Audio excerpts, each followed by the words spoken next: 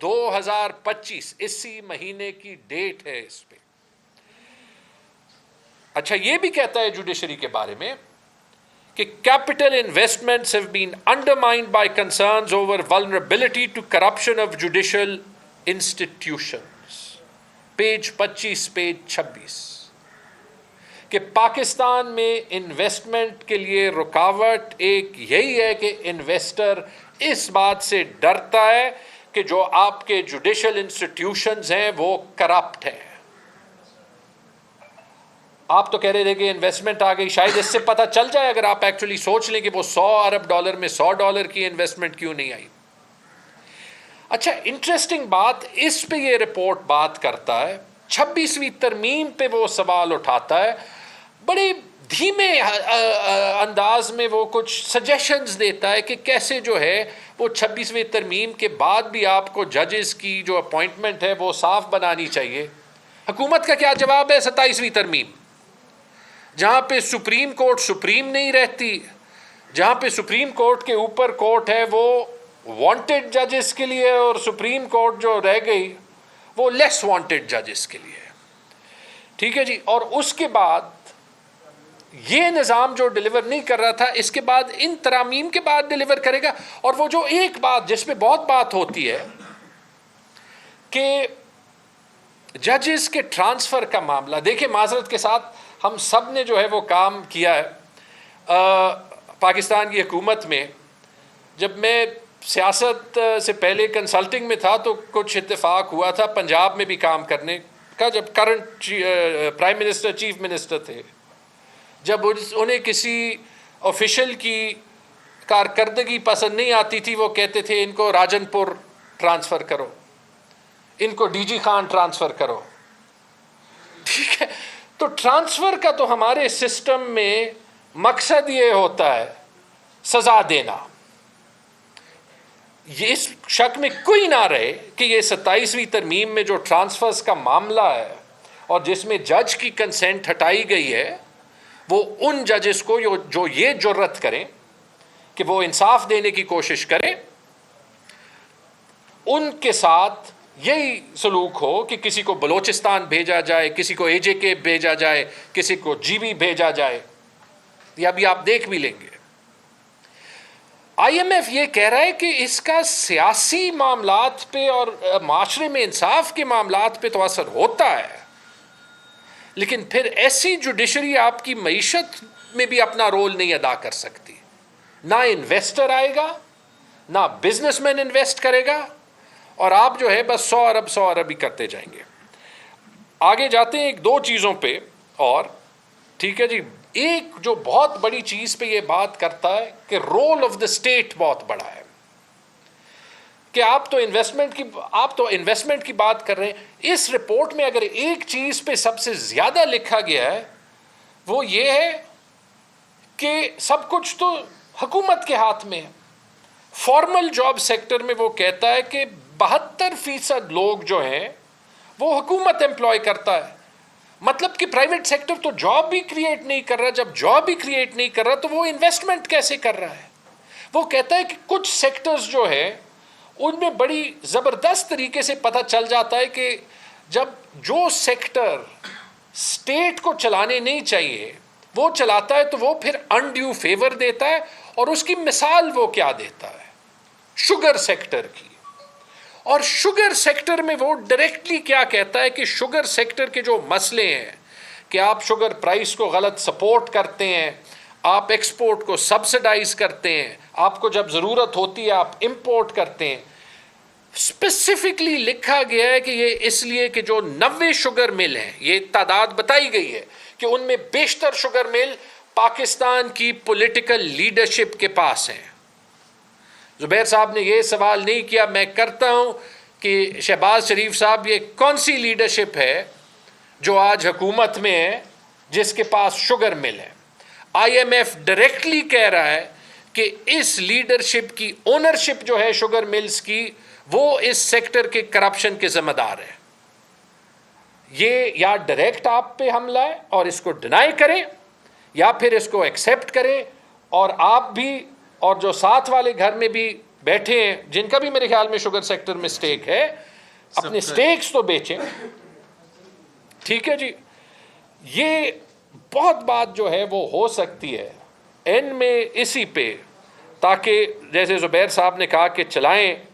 میں صرف آپ کو بتاتا ہوں کہ جو ایک انوویشن ہوئی ہے اس پچھلے 3 سال میں, ایک ادارہ بنایا گیا تھا SIFC. اچھا, اب IMF SIFC کے بارے میں پہلے ڈائریکٹلی بات نہیں کرتی. IMF یہ کہتی ہے کہ 2 چیزیں ہیں جو بڑی ضروری ہیں ایک اچھے نظام میں, کہ ہر ادارہ یا آپ کا سارا نظام اس میں شفافیت ہو. شفافیت تو ہم نے دیکھ لیا کہ جس دن تک چھپا سکتے تھے یہ رپورٹ بھی چھپا لی. اور دوسری کہ اکاؤنٹیبلٹی ہو. اکاؤنٹیبلٹی کا حال تو اور بھی, لیکن اکاؤنٹیبلٹی ہونا بڑا ضروری ہے کہ سب جو ہے وہ اکاؤنٹیبلٹی کے نیٹ میں آئے. اب اس پہ تو ہم بات ہی نہیں کرتے کہ پاکستان جو ہے وہ روس کے علاوہ واحد ملک بن گیا ہے دنیا میں جہاں پہ بادشاہت نہ ہو اور جو اپنے ہیڈ آف اسٹیٹ کو جو ہے وہ لائف لانگ امیونٹی دے. بادشاہت کے نظام میں ہوتا ہے. یہ کام صرف ولاڈیمیر پوٹن نے کیا ہے روس میں کہ اس نے اپنے آپ کو امیونٹی دی ہے. پاکستان ماشاءاللہ دوسرا ملک بن گیا. اور یہ ویسے میں ایک بات بتا دوں انتہائی محتاط انداز میں, کہ کسی بھی پبلک سرونٹ کو تو پوری دنیا میں پاکستان کے علاوہ لائف لانگ امیونٹی حاصل نہیں ہے, روس میں بھی حاصل نہیں ہے. ٹھیک ہے, بات یہ ان کی نہیں کرتا, لیکن بات یہ SIFC کی ضرور کرتا ہے. اور SIFC کے بارے میں وہ یہ کہتا ہے کہ جو ہے وہ یہ میں ڈھونڈ لوں, یہ بڑا مزیدار ہے,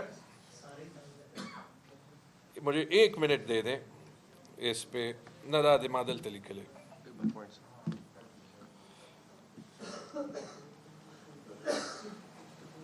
The recently established Special Investment Facilitation Council, which has been vested with substantial authority to facilitate foreign investments, اب یہ اگلا سینٹنس سن لیں, operates with untested transparency and accountability provisions.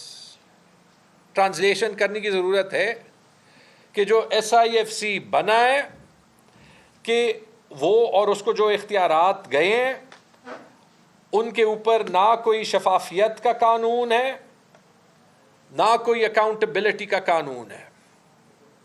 اور پھر کہتا ہے کہ SIFC اپنی اینول رپورٹ پبلش کرے کہ وہ کون سی انویسٹمنٹ لایا ہے, کون سی انویسٹمنٹ نہیں لایا. میں ویسے ایک چیز میں نے جو ہے وہ آنیسٹلی یہاں پہ ہم بات کرتے ہیں کہ ہمیں پتہ ہے یہ ٹی وی پہ نہیں چلنی, لیکن دیکھیں میرے خیال میں یہ SIFC PMLN نے مانا ہی اس لیے تھا کہ وہ چاہتے تھے کہ ہم ہائیبرڈ نظام کے دوسرے سائڈ کو خوش کریں. انہیں بھی پتا تھا کہ 1% کی انویسٹمنٹ اس سے نہیں آنی, نہ انہوں نے کوشش کی ہے. آپ انفارملی بات کر لیں, وہ چاہتے تھے کہ جیسے اور ہر جگہ پہ انہوں نے کیا ہے, چونکہ ہائیبرڈ حکومت ہے کہ یہ ملبہ دوسرے سائٹ پہ گرے. یہ ایک فیکٹ ہے, اس سے ویسے میں کھلی بات جو ہے وہ نہیں کر سکتا تھا. اور اینڈ میں آخری جو مجھے ایک چیز بڑی مزیدار لگی وہ یہ کہ کہیں کہیں یہ رپورٹ انڈائریکٹلی بھی بہت کچھ کہہ دیتا ہے. اور اس کا سب سے اچھا مثال یہ ہے کہ جو وہ کہتا ہے کہ پاکستان اس بات کی بھی بہت بڑی قیمت ادا کرتا ہے جہاں پہ پالیسی چینج ہوتے ہیں. اور کیوں ہوتے ہیں؟ کیونکہ باہر سے کوئی رجیم چینج آپریشن میں حکومتیں الٹا دیتا ہے. یہ لکھا ہے جی page number 28 point number 13. Institutional weaknesses and lack of public scrutiny create space for public funds to be mismanaged.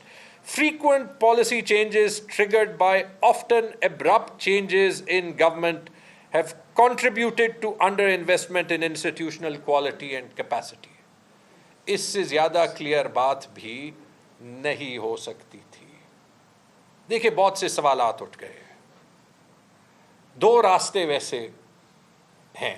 ایک راستہ تو یہ کہ اگر حکومت اس رپورٹ پہ کام کرنا شروع کرے، جو کم از کم اس نے بیماری آئیڈینٹیفائی کی ہے، نسخے بھی اس نے دیے ہیں، نسخے ان پہ ایک علیحدہ ڈیبیٹ ہونی چاہیے کون سی ٹھیک ہے نہیں، لیکن میرے خیال میں اگر دیانتداری سے یہ بیماری کو اینالائز کرے جو اس رپورٹ نے بتائی ہے، تو واقعی پاکستان کے گورننس کا مسئلہ بھی حل ہو جائے گا، کرپشن کا مسئلہ بھی حل ہو جائے گا، دو پرابلمز ہوں گے، ایک حکومت نہیں رہے گی، ایک SIFC نہیں رہے گی، تو یہ مجھے مشکل لگتا ہے۔ دوسرا راستہ جو ہے وہ یہ ہے کہ یار ان سوالوں کے جواب دیں، تاکہ ٹھیک ہے آپ جواب دیں، ہم پھر آپ سے ڈیبیٹ کرتے ہیں نا، اور اگر نہ آپ امپلیمنٹ کر سکتے ہیں، نہ آپ جواب دے سکتے ہیں، تو پھر آپ کر کیا رہے ہیں؟ اس قوم کو بخش دیں، ہم سب کو معاف کریں، چھوڑیں یار، آگے پاکستان کو جانے دیں، آپ بھی پاکستانی ہیں، ہم بھی ہیں۔ بہت بہت شکریہ۔